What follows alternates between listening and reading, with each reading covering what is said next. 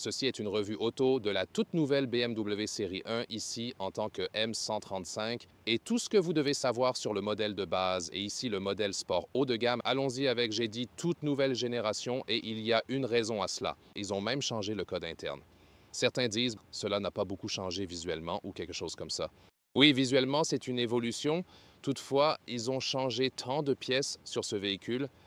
En fait, seules les portes sont restées identiques au modèle précédent, ainsi que l'empattement. Tout le reste a été modifié.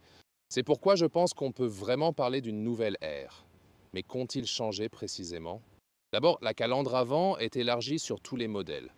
Mais ici, sur la M135, donc, celui-ci obtient bien sûr le pack M Sport de série, logo M, et en option, vous pouvez également obtenir ici le double rein avant illuminé. Nous l'avons aussi juste ici, c'est un effet très spectaculaire, bien sûr, encore plus la nuit. Ensuite, les modèles M Sport, ou avec le pack, ou si vous avez le véritable modèle M Performance, ont le contraste inférieur noir et les nouveaux phares optionnels, puis LED matriciel, ce sont également ceux que vous voyez juste ici. Et Léa, comment s'appelait la couleur déjà? C'est comme le vert signal, elle a juste, vous savez, une meilleure mémoire. C'est toujours formidable de la voir, merci beaucoup, pas seulement pour filmer. Mais pourquoi ne pas opter pour une version sportive avec des couleurs encore plus vives? Vous m'avez peut-être entendu dire M135.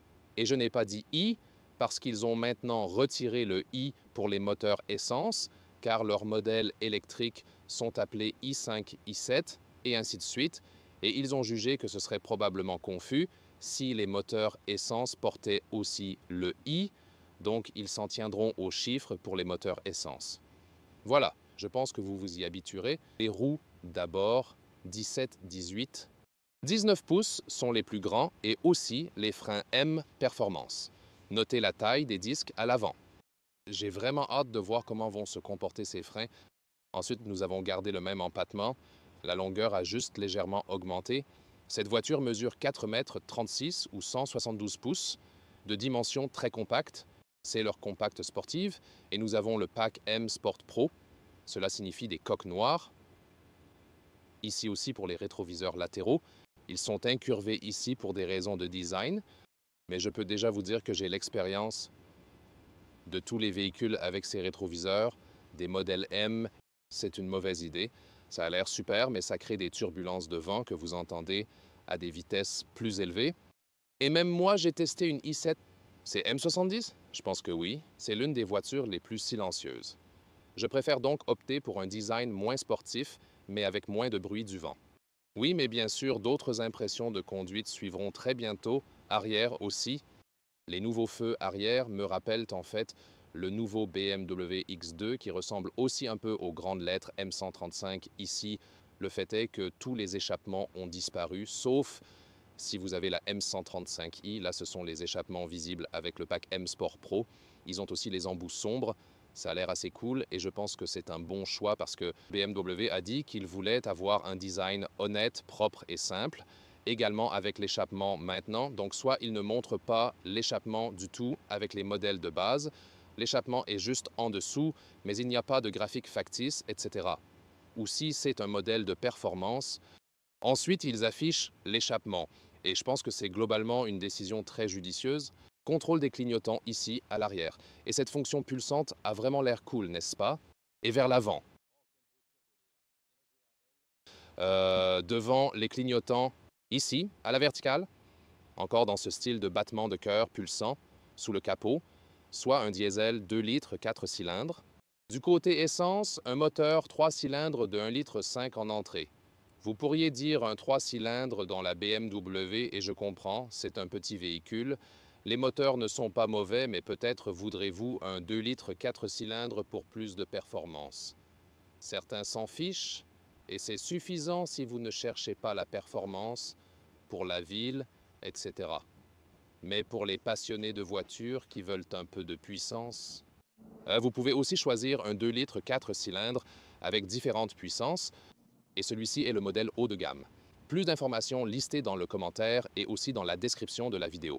Voici la M135i, ici avec 300 chevaux UE, la version US a 317 chevaux. L'accélération est de 4,9 secondes. Et leur plateforme compacte est une plateforme à traction avant. Donc vous avez soit une traction avant, soit une intégrale.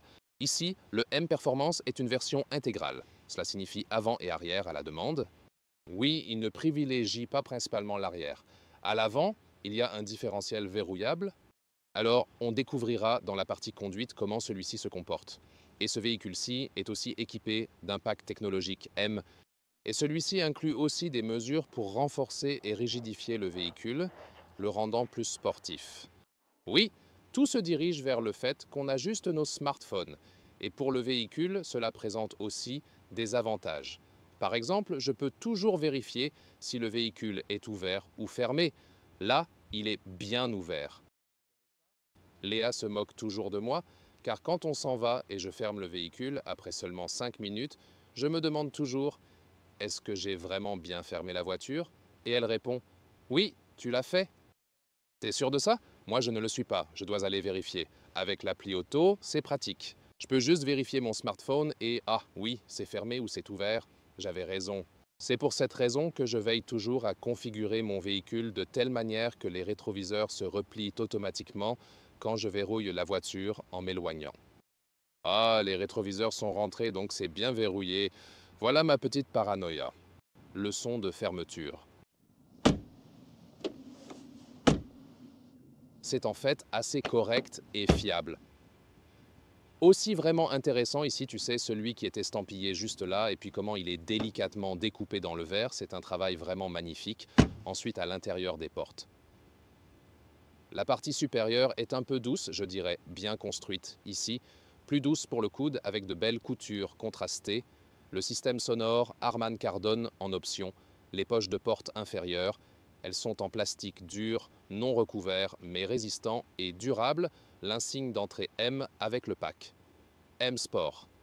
Vous avez aussi des volants M Sport avec des coutures à l'intérieur et une forme différente du volant de base en matériaux sans animaux, mais toujours de haute qualité, la même agréable sensation, même durabilité, style et matériaux différents. Et ici, les sièges, ce sont les sièges M Sport avec appuie-tête intégré.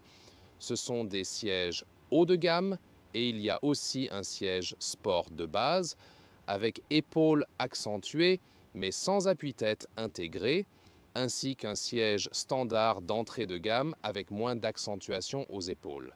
Vous avez le tissu en option de base, puis le tissu Econia recyclable, également utilisé dans le siège sport, facile à nettoyer et confortable. Ces choix de matériaux allient style et fonctionnalité. Probablement l'option la plus sophistiquée disponible, je dirais. Un mélange harmonieux d'Alcantara et de simili-cuir comme nous avons ici, vraiment très élégant. Ce siège est également disponible pour le siège sport normal, un peu compliqué cette structure, mais j'espère que vous comprenez. Je mesure 1,89 m et ça me laisse un peu de marge ici pour la tête. Voilà, pas de problème et ça ne semble pas petit à l'intérieur à l'avant au moins. Le volant ici se déplace de haut en bas. Processus fluide, ici dans la M135. J'ai aussi ces grandes tiges ici pour les leviers de changement de vitesse, vraiment très cool, détail intéressant à l'intérieur. Sur ce tableau de bord, les coutures contrastées avec les couleurs M sont minutieusement faites à la main. Très intéressant, n'est-ce pas? Et aussi ceci, vous savez, cette pièce très fine en aluminium, c'est en réalité découpé avec une technologie spéciale de découpe en 3 dimensions, ce qui signifie que chaque pièce, voyez, je pense que c'était un cutter 3D, vous savez, et chaque pièce est soigneusement faite individuellement là-bas, donc oui, beaucoup d'efforts sont déployés pour créer ça, et ici, regardez ça, il y a un petit compartiment à gants avec le bouton astucieusement caché en dessous. Ouais, un emplacement si intéressant pour ça. Oui, vraiment petit, mais au moins c'est aussi amorti ici. Dans le pack M Sport, vous avez aussi ces couleurs M. Par exemple, l'éclairage d'ambiance est mieux visible la nuit, mais c'est une idée sympa. Et puis la console centrale ici, les porte-gobelets, je ne les aime pas parce qu'ils ne sont pas adaptatifs. Les petites bouteilles volent partout. Le smartphone est cool ici avec le chargeur à induction. Rangement là, ports USB-C pour chargeur et levier de vitesse intégré. Le sélecteur des modes de conduite est situé ici. Cependant, je trouve cela vraiment peu pratique. Je dois cliquer ici encore une fois. Le faire en conduisant est trop difficile, je trouve. Volume encore manuel. Mis à part cela, la plupart des autres fonctions sont sur l'écran. Mais ensuite ici, bien attaché, un peu plus d'espace en dessous. Voilà. Et ce cockpit est maintenant presque entièrement numérisé. Vous avez cet écran incurvé devant vous, constitué de 2 moniteurs individuels. À droite, par exemple, vous contrôlez la température, etc. À gauche, instrument numérique. Cela, vous pouvez le contrôler ici, depuis le volant. Et voici la vue du conducteur, juste ici. Et vous pouvez voir de vrais boutons sur le volant. J'aime vraiment ça. Aussi à gauche, pour le régulateur de vitesse. Et les instruments numériques voient ici ce mode veille d'écran, comme ça. Puis quand vous allumez le véhicule, il y a un simulateur de son qui émet un son assez cool, qui active le mode sport. Voilà. Ça sonne mieux à l'intérieur qu'à l'extérieur, oui, c'est vrai. Et vous pouvez choisir différents styles. Et puis, il y a aussi un affichage tête haute. Et ici, c'est la vue du virage à venir. Et cela vous montre en fait, dans l'affichage tête haute, des recommandations sur à quel point le prochain virage sera serré, etc. Ici, le système d'infodivertissement, oui, c'est avec la température. Ici, oui, c'est la chose que je déteste le plus avec le nouveau système de BMW. J'aime avoir une interface physique. Ce système est fiable, ce n'est pas le souci.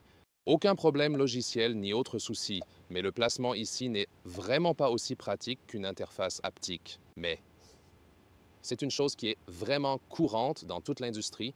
Et ensuite, tu as beaucoup d'applications et souvent je consulte celles pour véhicules en direct afin d'avoir les données de consommation, etc. Ici, avec des contrôles de lancement, des médias, des téléphones, quelques raccourcis sur le côté gauche et le GPS interne, bien sûr. La plupart du temps, on utilise Apple CarPlay ou Android Auto pour la connexion. Les sièges arrière. L'intérieur des portes est aussi soigné avec du simili-cuir. Ici aussi, beaucoup de douceur avec jolie structure, juste rigide en bas. Puis nous avons ces sièges sport avec appuie-tête intégré. Donc vous voyez déjà qu'ils sont très volumineux. Et ce n'est pas que la série 1 ait beaucoup de place à l'arrière de toute façon. Mais avec ces sièges, il reste à peine d'espace pour les jambes si un grand conducteur est devant. Qui serais-je alors? Oui, il y a un renfoncement, mais je ne peux vraiment pas m'asseoir ici à l'arrière. Niveau garde au toit, cela rentre tout juste. Ainsi, il y a vraiment peu d'espace disponible sur la banquette arrière. Je dirais qu'il est plutôt destiné aux jeunes enfants. Et aussi ici, avec Isofix, pour donner un exemple. Oui, pas seulement les enfants, bien sûr, mais aussi les personnes qui ne sont pas aussi grandes que moi. Ensuite, ici, trousse à gobelet avec lèvres en caoutchouc. Ensuite, vous pouvez aussi le replier et ce serait alors le bonnet de ski. Et intéressant, je trouve toujours ça assez mignon. Voilà, vous pouvez le relever. J'ai récemment d'ailleurs reçu un commentaire. Il y a toujours des gens qui préfèrent dépenser du temps avec la haine qu'avec l'amour. C'est toujours triste. Mais il y avait quelqu'un qui se plaignait que je les appelle appuie-tête et que vous devriez plutôt les appeler repose-tête. Vous pouvez dire les deux et appuie-tête est également correct. Le terme est en fait un terme technique automobile utilisé par les fabricants eux-mêmes. Donc les deux sont corrects. Nous avons aussi 2 ports USB-C en bas et avec cela, vous avez aussi cette bosse au centre qui est un peu accentuée.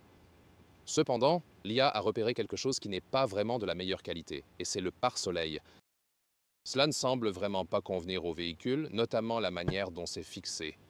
Donc, quand vous le touchez et ainsi de suite, coffre ou malle arrière, 380 litres, vous perdez 75 litres si vous avez un système hybride léger. Je vous montrerai pourquoi très bientôt.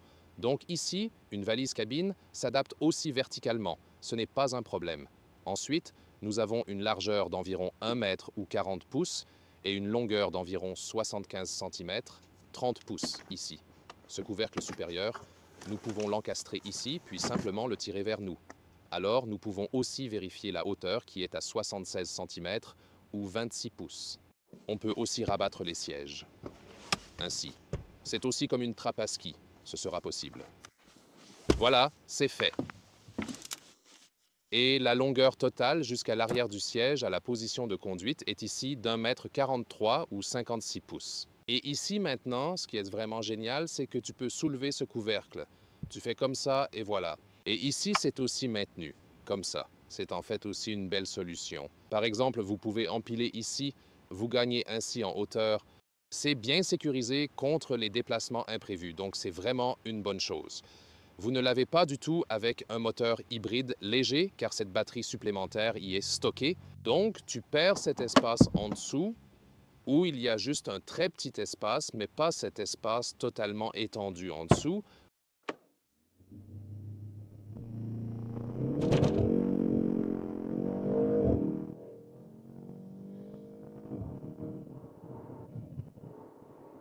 Très rapide, cependant, vous avez aussi ressenti ici le biais de la roue avant que nous appelons Stampen en Allemagne comme un tampon. Vous mettez des empreintes comme des tampons de pneus sur la route, donc a perdu un peu de traction à l'avant et envoyé plus vers l'arrière, et puis nous l'avons fait avancer. Donc, oui, d'un côté, il y a comme le désavantage d'une transmission intégrale biaisée vers les roues avant. Il y a beaucoup de puissance concentrée ici sur l'essieu avant. En outre, les conditions météorologiques que nous avons aujourd'hui sont mixtes, aussi avec quelques routes mouillées et ainsi de suite. Et dans ce cas, c'est aussi d'une certaine manière plus sûr, car alors l'arrière de la voiture ne peut pas simplement partir. C'est à cet égard est vraiment plus sûr, tu vois? Oui. Et ce que je veux aussi tester, c'est le contrôle de lancement, simplement en mode de changement D normal, et bien sûr, voir si cela fait une quelconque différence.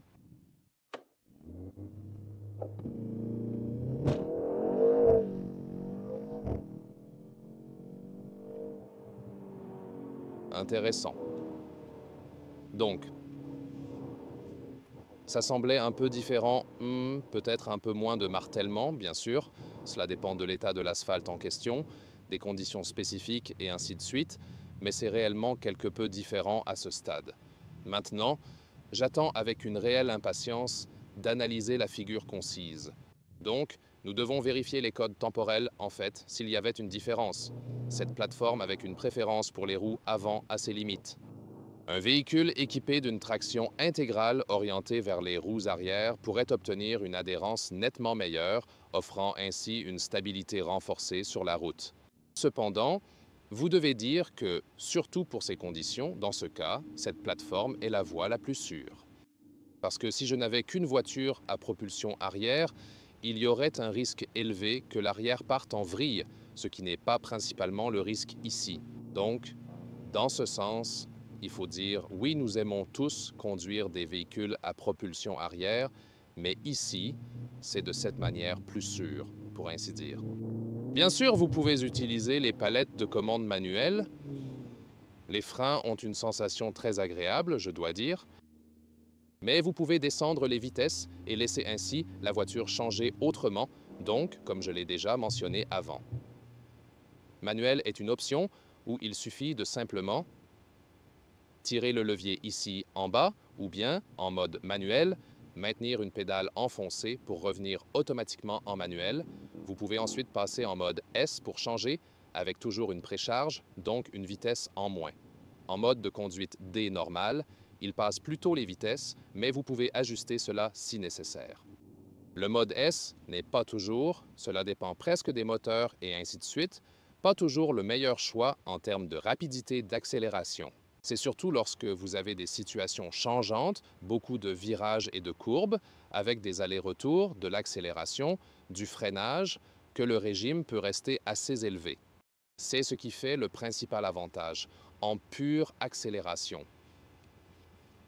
D'un moteur à l'autre, cela dépend de la plateforme, mais parfois le mode D normal peut se révéler même meilleur pour l'accélération, comme nous l'avons constaté lors de nos tests. Cela dépend aussi de la courbe de puissance du moteur, entre autres. Donc, comme je l'ai déjà dit auparavant, principalement lorsque vous conduisez de manière dynamique, le mode S Shifting est plus amusant, car il permet de ne pas perdre les tours, minutes, même en mode D normal, cela dépend du mode sport que j'ai ici. Même sans le mode S-Shifting, plus de puissance est effectivement disponible. En mode personnel normal, les tours minutes se maintiennent très proprement. Un peu plus bas, mieux pour l'efficacité, une consommation plus faible, et ainsi de suite. Et l'excès des modes, je dois dire, pourrait être un peu mieux, donc vous devez toujours comme regarder vers le bas, chercher « Ah, c'est mon mode », cliquez ici, puis cliquez sur le mode sport, et ensuite cliquez sur « Activer ». parce que l'ESC est un peu désactivé ou retraité, pas complètement désactivé. Donc ouais, vous voyez, ce n'est pas conçu pour que vous fassiez ces changements très souvent. Disons-le ainsi maintenant, autoroute allemande.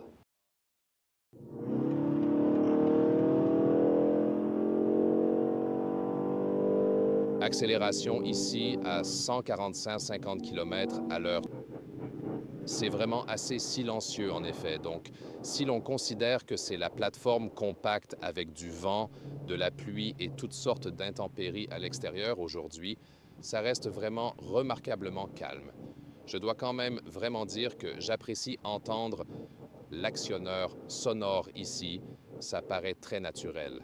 L'activation sonore n'a pas l'air du tout artificielle ou forcée. Ils ont vraiment bien travaillé dessus. La seule chose que nous entendons est le bruit de l'indicateur et le vent qui vient des rétroviseurs latéraux. Comme je te l'ai déjà mentionné précédemment, c'est mieux ici sur la plateforme compacte que ça ne l'est sur les plus grands modèles. Tu peux passer par la sélection Mon mode, retourner au mode personnel pour que cela soit plus silencieux avec l'actionneur sonore réduit et ainsi de suite. C'est beaucoup plus calme et relaxant. Tout ce véhicule est une pure machine de conduite. C'est pourquoi j'aime aussi cette plateforme compacte dans ce sens ici, quand tu changes de voie et ainsi de suite. Super sensation du volant. C'est vraiment mieux que la série 3 de BMW ici. Il n'y a pas de zone morte juste là, puis ça n'exagère pas non plus sur le côté pour l'entrée de direction. Donc, une grande sensation de direction. C'est comme ça que ça devrait être, tu sais. Donc, la sensation d'être une machine de conduite est plus présente ici, dans la série 1 ou dans la série 2 que dans la série 3. Effectivement, c'est un constat curieux, bien que je préfère habituellement les voitures plus grandes, aussi dû à ma taille. Les petites voitures, je ne m'y sens généralement pas si bien, pas si à l'aise. Ces sièges sport sont un peu raides. Quant à la suspension, nous en avons parlé précédemment. Je pense que les sièges sport normaux offriront probablement un peu plus de confort, mais ici, ils vous maintiennent bien dans les virages. Et j'adore faire des choses individuelles avec ce véhicule, que ce soit un changement de voie ou même simplement enclencher les clignotants.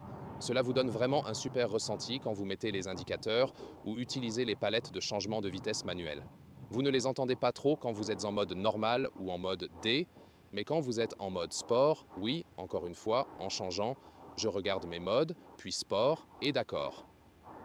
Vous, probablement, ne le fera pas si souvent en conduisant, sauf si vous avez un copilote qui peut changer les modes de conduite pour vous. Et ici ensuite, quand vous rétrogradez vous-même aussi des craquements et des crépitements de cet échappement, c'est une sensation vraiment cool toujours donc.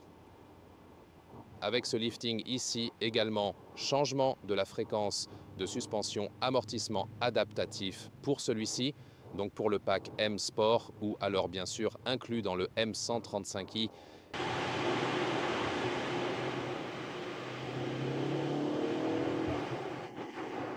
Avec la pluie, on entend sûrement plus le bruit de la pluie que celui de l'échappement.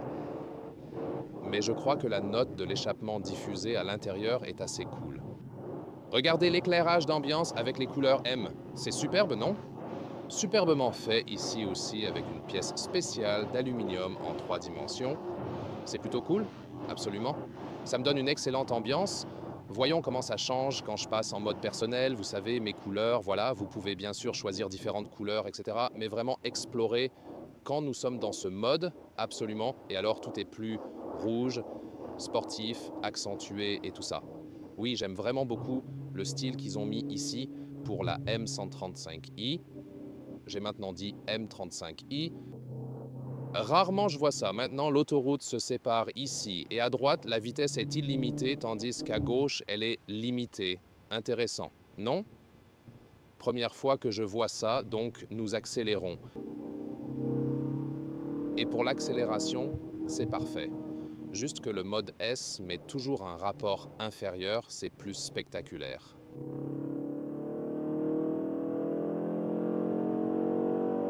Une bonne accélération, même à des vitesses élevées que la route sèche un peu maintenant, et même à ces vitesses, la voiture est légère et agréable à manier. Nous avons testé beaucoup de véhicules électriques avec leurs lourdes batteries, offrant de grandes performances et avantages, mais ont le poids pour inconvénient ici avec une plateforme compacte et moteur essence. La voiture se sent juste légère comparée à la plupart des autres véhicules que nous testons aujourd'hui. C'est vraiment agréable, surtout dans les virages ou lors des changements de voie, etc. Tu sens que tu n'es pas poussé par le poids. C'est vraiment, vraiment très amusant. Pour être honnête, d'après les dernières critiques récentes, je vois une toute nouvelle série 5 juste derrière nous. C'est l'une des voitures les plus fun que nous avons conduites. Intéressant parce que ça, pour moi, c'est vraiment crucial. Et cela fait toute la différence sur la perception du passager, comme par exemple « je vais vomir maintenant » ou au contraire « c'est génial, c'est tellement amusant à conduire ». Et donc, tu t'amuses aujourd'hui, elle s'éclate vraiment, et quand elle s'amuse, tout va bien, tout est vraiment parfait. Et je veux dire, tu pourrais te demander à la maison si je pourrais opter pour ce véhicule-ci. Avec cette mise à jour, ici, j'ai parlé de la suspension ajustée. Celle-ci, je ressens que la suspension est plus confortable, maintenant plus indulgente. Bien que ce soit des roues de 19 pouces sur l'autoroute, tout va bien, super. Et ces amortisseurs à fréquence adaptative, cela signifie pas de sélection active. Quand je passe en mode sport, ça reste le même amortissement adaptatif en fréquence, signifie en fonction de grande amplitude ou de faible amplitude des chocs.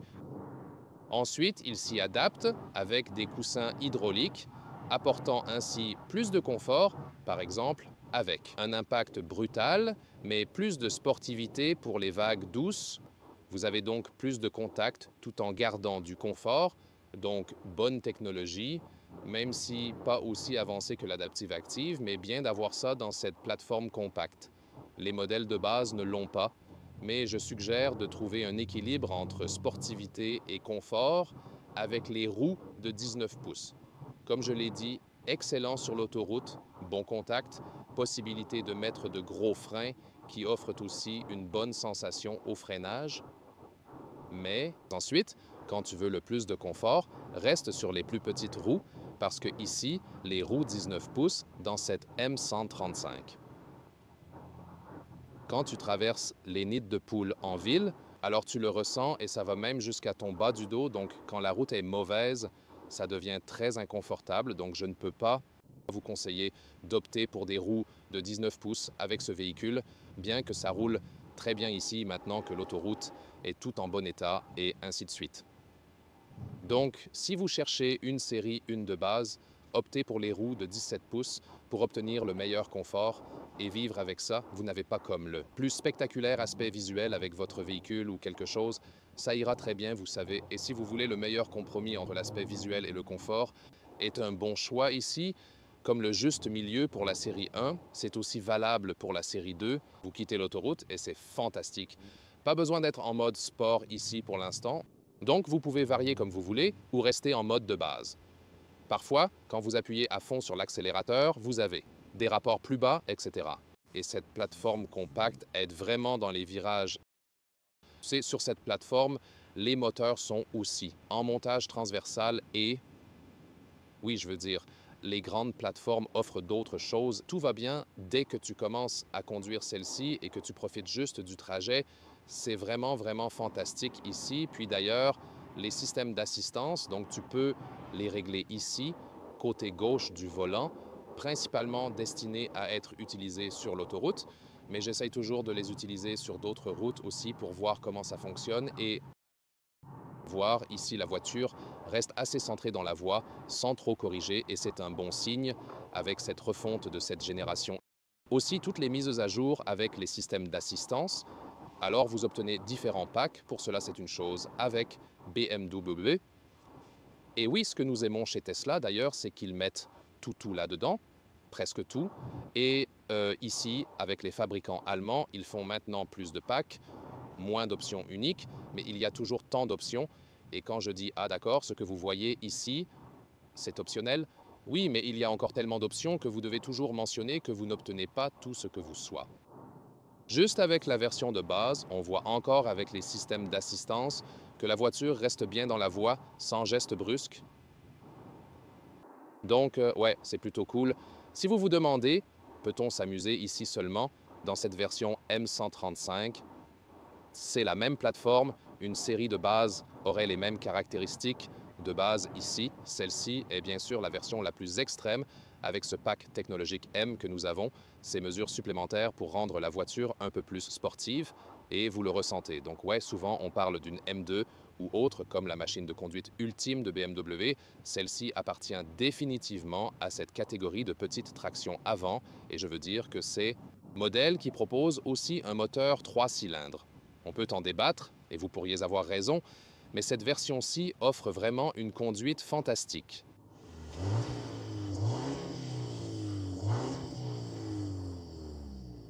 Consommation de carburant avec le régulateur de vitesse, c'est 7 litres au 100 km, soit 34 mpg US et 41 mpg UK, ce qui reste raisonnable. Si vous conduisez de manière intense comme lors de nos tests sur l'autoroute, la consommation augmente naturellement. Cela donne une bonne idée de ce qui est possible en conduisant calmement avec cette série 1 2 litres 4 cylindres. Le prix commence juste au-dessus de 30 000 €. Et si vous optez pour la version M135. Et ajouter diverses options comme ici, cela peut facilement doubler le coût final. Le prix devient vraiment un peu coûteux, n'est-ce pas? Concernant le contrôle de lancement, il y a une légère perte de traction à l'avant, ce qui est assez déplaisant pour moi. Donc ce n'est pas mon préféré, mais étant donné la rare utilisation quotidienne de ce contrôle, ce n'est peut-être pas très important. Ce qui compte véritablement, c'est une bonne accélération et de bonnes performances, surtout pour assurer la sécurité, car cette prépondérance des roues avant, ce qui est d'un côté un défaut, est de l'autre aussi un atout pour la sécurité. Et il se manie vraiment extrêmement bien, c'est véritablement une machine de conduite purement ludique, exactement comme la marque s'y engage et le promet. Et ce véhicule ici le réalise vraiment. La version normale de base, la série 1, va bien entendu aussi être apte à le faire. Ils ont aussi encore beaucoup de plaisir juste avec un peu moins de performance, et bien sûr des roues de 19 pouces, etc. Mais encore, les grandes roues, cela entraîne aussi des pertes de confort, donc je préfère des roues plus petites. Mon confort optimal serait le pack sans sport M, roues de 17 ou 18 pouces, sièges normaux ou sport normaux, car les sièges M Sport avec l'appui-tête intégré ne sont peut-être pas idéaux pour les longs trajets. C'est le summum de la sportivité. L'autre configuration offrirait le maximum de confort et vous pouvez choisir un juste milieu selon vos goûts. Et vous, que choisissez-vous? Dites-moi ce que vous pensez de la nouvelle série 1 et rejoignez-nous pour plus d'avis et comparaisons BMW.